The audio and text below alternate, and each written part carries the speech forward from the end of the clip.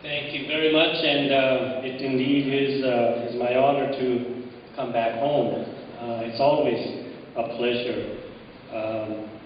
I was fairly young when I left India, so I haven't kept with India and its politics and its policies as much as I should, but nonetheless, here it is. I was given a topic to speak about minimum wage and its effect on economic development. Now, what I have to say here is it's all based on Western economies, largely North America, and many studies that have been conducted. It may or may not apply here in India because the India itself is as complex as the rest of the world is. So I would just like to give you some general ideas where I feel what it does on an economy. There are both sides of the arguments because minimum wage argument is very, very complex. Many people like to make it as if this is the issue that they can solve all the problems of poverty and all the problems on the economic side, one way or the other. And both sides can make a very convincing argument from their own point of view, which is, in my view, isn't fair.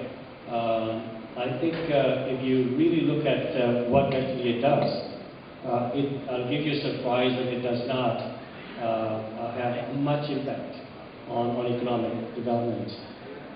When you look at the progressive side of the economist, they will argue that it will help close inequality, stimulate consumer spending. There's a University of California study done. They said the higher wages, in order to support those arguments, the higher wages means the employees will stay longer. Therefore, the employer will save in hiring new employees and training new employees. And they conclude at the end of the day that it will not kill jobs, but it does kill job vacancies. And then you go on to talk about some of the opponents of minimum wage. They will warn it will cause higher prices, job losses, and small businesses going out of business. There's a very renowned economist named Christopher Thornburg from Beacon Economics. He said minimum wage argument is not economic argument, it's largely a political argument. So they take a look at all of the arguments. It doesn't raise prices as some of the opponents would argue. They did some analysis. McDonald's, for example, or Wendy's in our part of the world, they said if you raise minimum wage 10%, it will raise the price of burger by 0.7%, which means if the burger costs you $5 today, with 10% wage increase, it will cost you $5.14. Not a job killer, in my view. So all those arguments are there. CCPA, Canadian Centre for Policy and Turton, they came up with a report called, they're two very reputable and respectable economists that they put the report together by Jordan Brennan and Jim Stanford.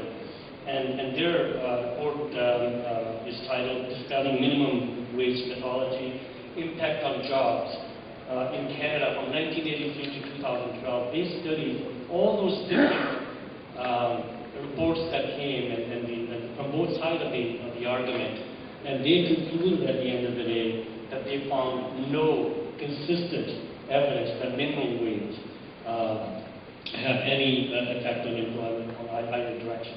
So when you look at the United States, there's argument going on right now. They have a minimum wage of $7.25.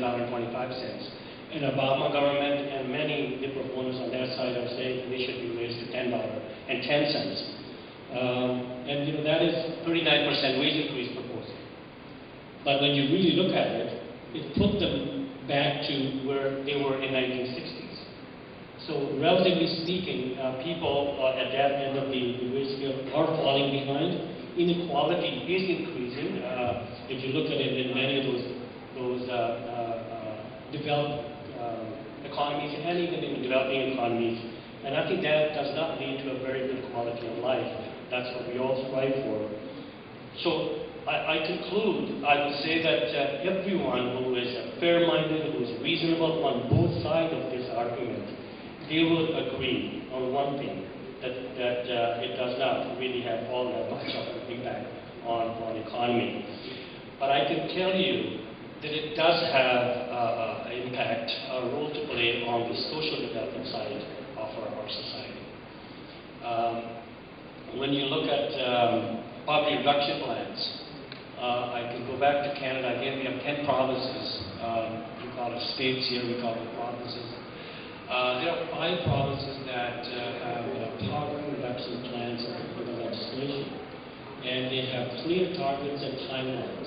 Those with clear targets and timelines, they haven't succeeded in reducing poverty in those provinces. But then we have provinces with poverty reduction plan with no target and no timelines. They are next. They have made some gains, but they haven't made as much gain as those with targets and timelines. Then we have a province like my own, British Columbia. We have no poverty reduction plan, and we are the worst when it comes to child poverty in all of Canada. So I think some of the richest province and in the richest country in the world, you have children living in poverty. I think this is something that is not to be very proud of. So so minimum wage does play a key role in having that poverty reduction plan. It's one of the components. It's a key component. Raise the income along with provide them with the other components such as affordable housing, child care, and transportation. So I think when you have that, it will lead to, may not lead to economic growth, but it does lead to a social growth with better quality of life all around us. And also, I think on the economic side, you can also argue that it does reduce your health cost, it does reduce your crime rate, and it does prepare our population with better skills, which will in turn you can utilize to make a better economic growth. So those are some of the arguments. I was told 5 minutes, and I think I probably gone already over 5 minutes. It's a very, very deep and complex issue. You can spend hours. You can have a whole seminar on this one issue. But those are just, I'm just touching on some of those areas. And thank you very much for inviting me. And I really enjoyed last night, and I hope to continue to enjoy till this evening. Thank you very much. Nice speaking to you.